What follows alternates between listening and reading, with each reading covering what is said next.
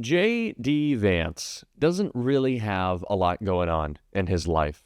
The role of vice president is one that doesn't bring a spotlight a lot of the time, but you do have some jobs. There are some things you try to accomplish, but not JD.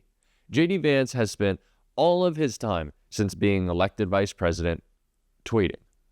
He's been on his phone. He's been on social media whining and complaining, which is what he did before he was elected vice president. So it's not a real change of pace. The only difference now is when he sends out some pretty nasty and bad tweets, as he often does, it's got the ability to really screw over his boss, which is exactly what he did when talking about their criminal plan that we are going to get into in just a second. But before we do, if I could quickly ask you to leave a like on this video, and if you haven't already and you enjoy our channel, to hit that subscribe button. It goes a long way, and it really does mean a lot to me. Now, before we get into JD's criminal plan that he just decided to announce on Twitter, I want to hear from Jamie Raskin talking about the ways that he is helping to combat this Trump administration, because it's the reason why JD just said what he did. Elon Musk, you may have illegally seized power over the financial payment systems of the United States Department of Treasury, but you don't control the money of the American people. The United States Congress does that. Our next guest, Democratic Congressman Jamie Raskin of Maryland, says he has a new legal theory for how Americans can sue Elon Musk. Congressman Raskin joins us now. Welcome, Congressman. I'm loving this theory. It's very interesting take. Explain it to us, how citizens can sue Elon Musk and Doge, and how 18 U.S. Code 1030 can be applied. So the first thing to understand, Michael, is we are winning in the courts. And people need to understand that. Judge Cobb in the district court in the District of Columbia just halted their efforts to out thousands, I think 6,000 FBI agents across the country for their involvement in prosecuting January 6th. Judge Cotchiarella shut down the raid on the Treasury Department. And so the courts are doing their job. I've been at rallies all week because, a rally a day keeps the fascists away. But it was bugging me that these guys, Elon Musk's, midnight fascist crew of teenagers and 20-somethings, have been able to access everybody's computer data in the country. And that's why a lot of the courts are getting involved. But it was killing me because I wanted to spend some time with the statutes. And so this weekend, I've been looking in the statutes, and one of them, which is getting to be in contest now, is called the Computer Fraud and Abuse Act of 1986. It was actually pushed by Ronald Reagan, who at Camp David had seen the movie War Games and got very concerned about the security of government computers. And he, with Congress, pushed for a statute to make it a crime to on an unauthorized basis to obtain other people's information and then distribute it. And there have been tons of criminal prosecutions on that. But if you read the statute, there's also a private right of action.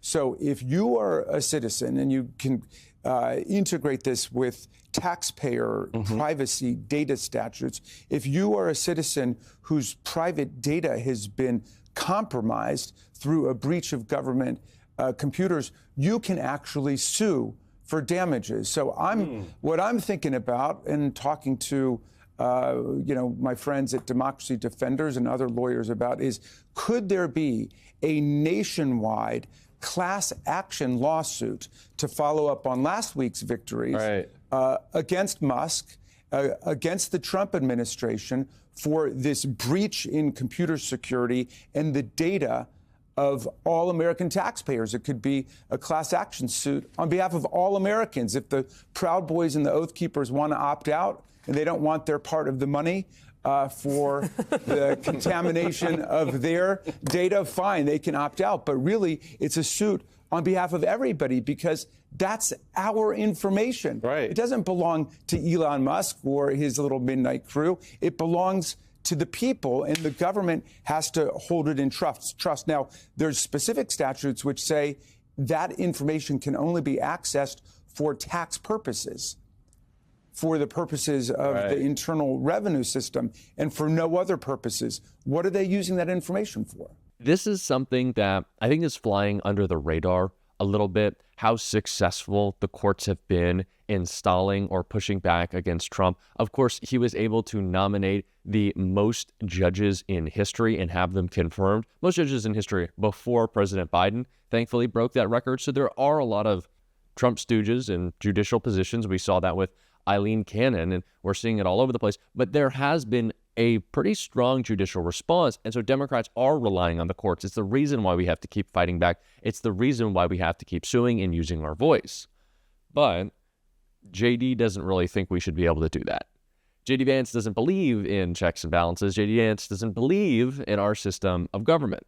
And he made it clear that he plans on breaking the law as much as possible with Donald Trump and Elon Musk in a string of tweets that we're going to check out right here. JD Vance makes absolutely shocking statement challenging judicial rule in America after judge blocks Elon Musk's access to sensitive data. Vice President JD Vance claimed Sunday on social media that federal judges were not allowed to control the legitimate power of the executive branch after Elon Musk's Doge was blocked from accessing Treasury Department payment systems.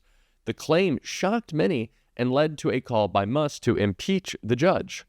The head of President Donald Trump's Department of Government Efficiency, also for reforms that would see some judges removed from intervening with White House directives. As Reuters reported Saturday, Musk's team was blocked from the Treasury Department payment system by a federal judge in New York. A U.S. district judge in Manhattan issued the order after a coalition of Democratic attorney generals from 19 U.S. states filed a lawsuit late Friday arguing Musk's Department of Government Efficiency has no legal power to access the U.S. Department of Treasury systems. This ruling also applied to other political appointees of President Donald Trump's administration. While reacting to the ruling on Sunday morning, Vance claimed on X, if a judge tried to tell a general how to conduct a military operation, that would be illegal. If a judge tried to command the attorney general and how to use her discretion as a prosecutor, that's also illegal. Judges aren't allowed to control the executive's legitimate power. JD's claim was celebrated by Elon Musk, who quote tweeted it with 2 American flags. A lot of thought going on there. This is not the first time, though, that JD has tried to challenge the power of the judiciary. On a 2021 podcast via the Washington Post, Vance said, if I was giving Trump one piece of advice, fire every single mid-level bureaucrat, every civil servant in the administrative state.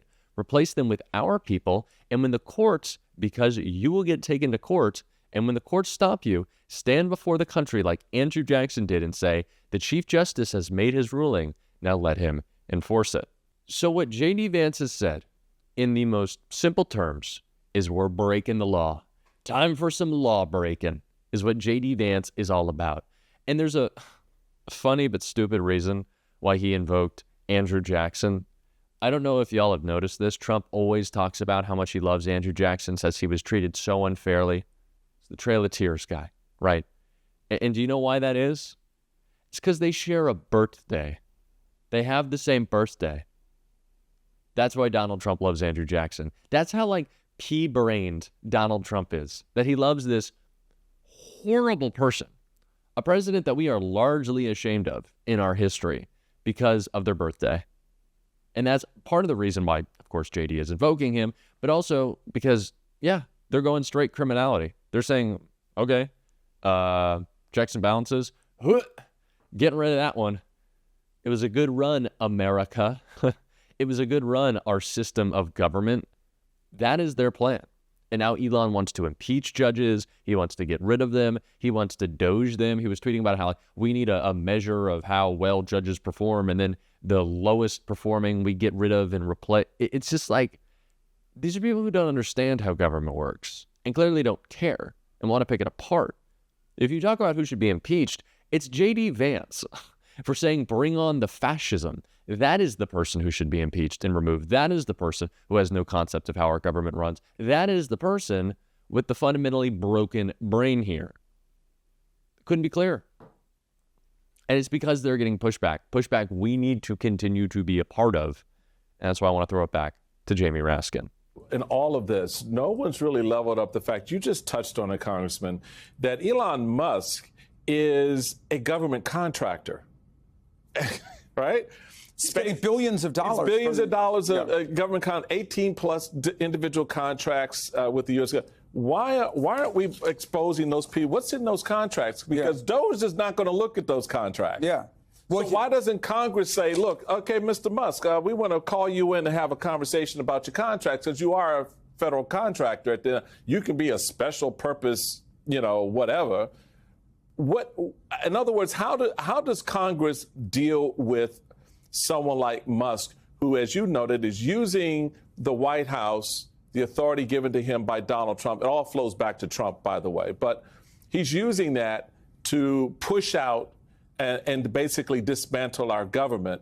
And it's seemingly he's getting away with it. And Congress is kind of like, well. No, he's not getting away with it. I mean, he is getting brought down, cut down the size every day in court, whether it's at the Treasury Department, FBI, with the Department of Justice.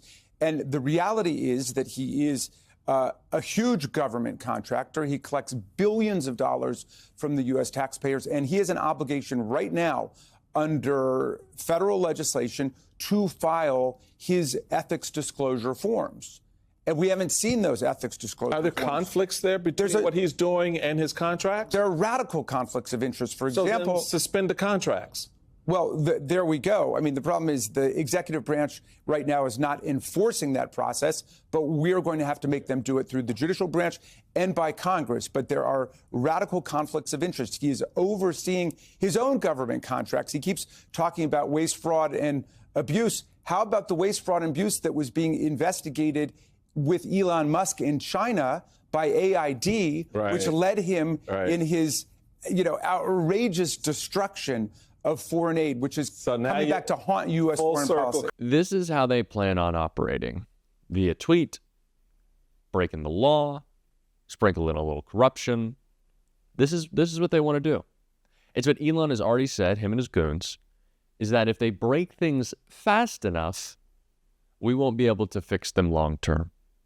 It's the old ask for forgiveness, don't ask for permission. But this time it's with fascism.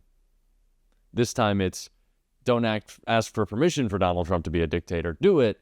And then once you are the dictator, fire all the judges. I think we have some historic examples of that. It's crazy. It's beyond crazy.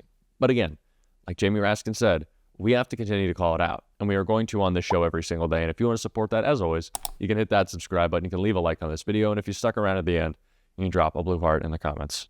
And until next time, I'll see you soon.